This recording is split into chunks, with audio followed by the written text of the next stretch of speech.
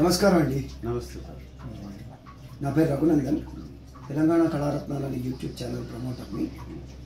కళాకారులందరినీ ఒక యూట్యూబ్లో ఒక దగ్గర సంగ్రహంగా ఉండాలని ఒక ప్రయత్నం ఇది.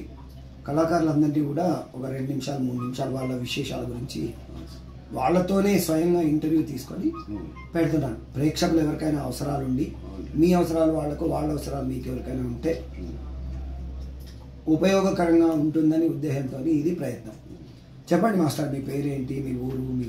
నా పేరు రాఘవేంద్రాచారి సార్. సార్ చెప్పండి. రాఘవేంద్రాచారి, పచ్చర్ల నివాసం. చెప్పండి. పచ్చర్ల నివాసం. ఓకే. రాజోలి మండలం. ఓకే. అలంపూర్ తాలూకా. ఓకే, అలంపూర్. మొన్న మేము అమ్మవారి దర్శనానికి వచ్చాం. సంతోషం. చెప్పండి. ఇంకా ఎవరు మీ గురువు గారు? ఎవరు, మీరు ఏం చేస్తారు? మా గురువు గారు ఇంట్లోనే సార్. మా ఫాదర్ వంశపారంపర్యం హరిదాస్ రామయ్య గారని. ఓహో, హరిదాస్ వంశం ఇది. హరిదాస్. ఓకే. ఆయన కుమారుడు నేను. ఓకే. మెట్రికులేషన్ వరకు చదివి సార్ 10 పాస్ అయిన తర్వాత సార్ విద్యాభ్యాసం అదే మానేసిన తర్వాత సార్ ఈ సంగీతంలో పడిపోయారు. అవును సార్, ఇంట్లోనే. మా ఫాదర్ హరిదాసు ప్లస్ హార్మోనిస్ట్ కూడా. ఆయన ఏదో పాఠం చెప్తే నేర్చుకొని ఆయనకు మళ్ళీ హరికథలకు నేను మీరే వాయించారు, సహకరించారు. హార్మోనియం సహకరించారు, నేర్చుకొని నాటకాలు ఆడుతూ 1985లో ప్రముఖ నటీమణి ఏ రజనీబాయి గారని ఉండేవారు.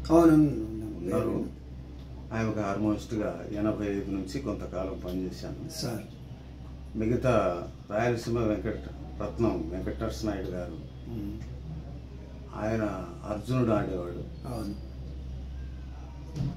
ఆయన కుమారుడైన నరసరాజు నాయుడు గారికి, ఆకులేటి నరసింహమూర్తి గారికి, చాలామంది ముఖ్యమైనటువంటి ప్రముఖంగా ఉన్నటువంటి ఆర్టిస్టులకు కూడా నేను హార్మోనియం ప్లే చేశాను సార్.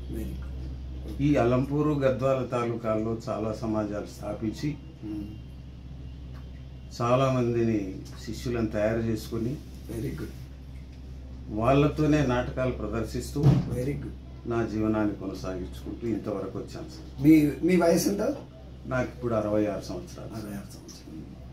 అంటే ఈ పౌరాణికమే దీనిలోనే మీరు అవును సార్, మీ శిష్ట గరిష్ఠులు. అవునవును సార్, పౌరాణికం.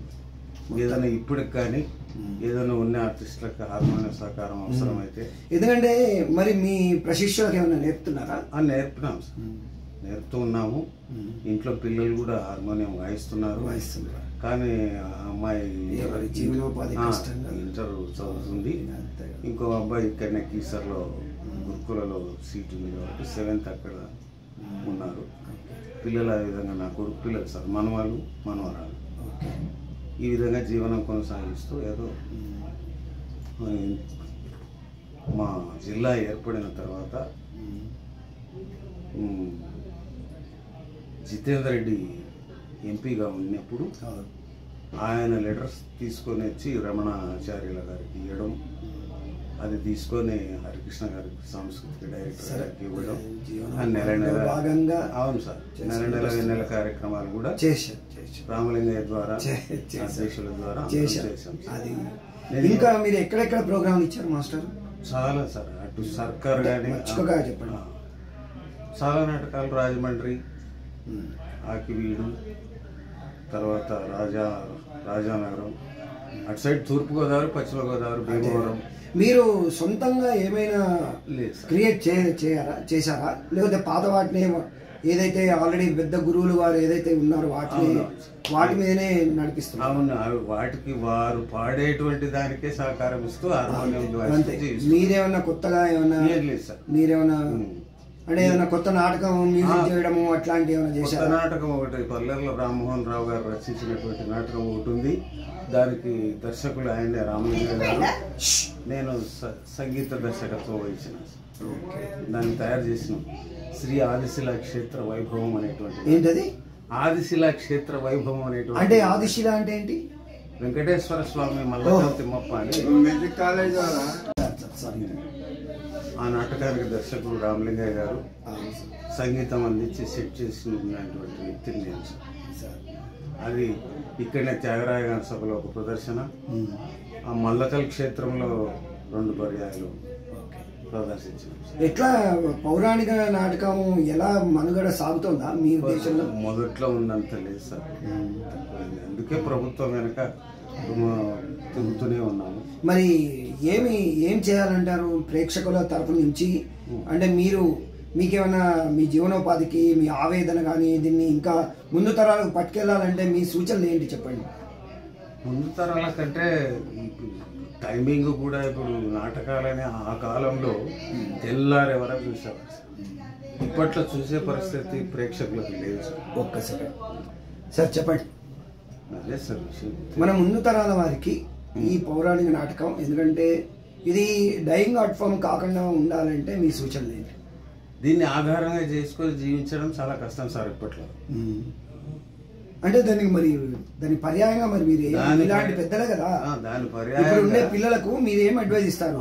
దీన్ని పెంచి పోషించాలి కదా. అవును, పోషిస్తూనే ఉంటాం సార్. ఏదో ఇప్పటికి కూడా మీరు కాదు, ప్రజలు పోషించాలి. ప్రజలు పోషించాలన్నప్పుడు ప్రేక్షకులు బాగా రావాలి, నాటకానికి బాగా రావాలన్నప్పుడు నాటకంలో ఉండేటువంటి నటులు కూడా బ్రహ్మాండంగా కృషి చేయాలి. అవి చెప్పండి. కృషి చేస్తే వాళ్ళ సహకారం నా సహకారం 2 కలిపినప్పుడు అంతే ప్రేక్షకులు కొంత విందుగా చూసే ఉంది. దాని టైమింగ్ కూడా బాగా తగ్గించి షార్ట్ కట్ అయిపోయింది. 3 గంటలు 2 గంటలు కాకుండా అంతే సార్, కట్ సీన్స్ చేసుకుంటూ. అవును సార్, 2-2.5 గంటలు. కానీ నేను నాకు ఎరిగిన నాలెడ్జ్, నేను పెరిగిన వాతావరణం 30 సంవత్సరాలు కళారూపాలలో. అంతకుముందు కూడా మా వంశం కూడా కళాకారుల వంశం. మా నాన్నగారు పెద్ద విద్వాంసులు, సంగీత విద్వాంసులు. ముసిరి సుబ్రహ్మణ్య దగ్గర నేర్చుకున్నారు. అక్కడ ఇక్కడ మెడ్రాస్ లో సంగీత విద్వాంసులు మా నాన్నగారు సిహెచ్ భాస్కర్ గారని తమిళనాడులో పోయి నేర్చుకున్నారు, మరి వేములవాడ. అంటే నేను అనేది ఏంటంటే సాహిత్య పరంగా సంగీత పరంగా బాగా ప్రాక్టీస్ చేసి దాని లోపల ఉండే క్రీమ్ మనం ప్రదర్శిస్తే ప్రజలు ఎట్లయినా హర్షిస్తారు. అవును సార్, ఏమంటారు? అవును. సో ఇప్పటి పిల్లలకు మీలాంటి వారు ఆదర్శంగా ఉండాలని, నేను మీ సూచనలు కూడా పాటించాలని నేను విజ్ఞప్తి చేస్తున్నాను. మీకేమైనా అవార్డ్స్ వచ్చాయా? అవార్డ్స్ ఏమి ఇవ్వలేదు సార్, మెమోంటోస్ అవి మాత్రం. అంతే. చాలా మంది రాజకీయ నాయకులు మంత్రులతోనే సన్మానాలు కూడా జరిగినాయి. సన్మానాలు అట్లాంటివి అంతవరకు మన రాష్ట్రంలో కాకుండా ఇతర రాష్ట్రాల్లో కూడా చేశారా? అవును సార్. ఎక్కడెక్కడ చేశారు? ఇతర రాష్ట్రాలు ఏం లేదు, ఓన్లీ మన ఆంధ్రప్రదేశ్ తెలంగాణ. ఓకే. ఇతర రాష్ట్రాలు పరిషత్లలో ఏమైనా చేశారా? పరిషత్ నాటకాలకు పోలేదు సార్. అంటే విలేజెస్ ఎక్కువ సార్. పరిషత్ నాటకాలకే ప్లే చేసినా కానీ ఒక కర్నూలులో ఆనంద నిలయం అనేటువంటి నాటకాన్ని ప్లే చేసిన. పరిషత్తులకైతే నేను వెళ్ళలేదు. సో మీరు ఇంకా మాకు టైం కేటాయించి మాకు ఇంటర్వ్యూ ఇచ్చినందుకు, మీరు ఇంకా మంచి మంచి ప్రయోగాలు మీ సంగీత ప్రయాణంలో, మీ పౌరాణిక సంగీత ప్రయాణంలో మంచి మంచి మైల్ స్టోన్స్ అన్ని క్రాస్ చేసుకుంటూ మీరు ఇంకా బాగా వృద్ధిలోకి రావాలని మా తరఫున మీకు శుభాకాంక్షలు, అభినందనలు, ధన్యవాదాలు.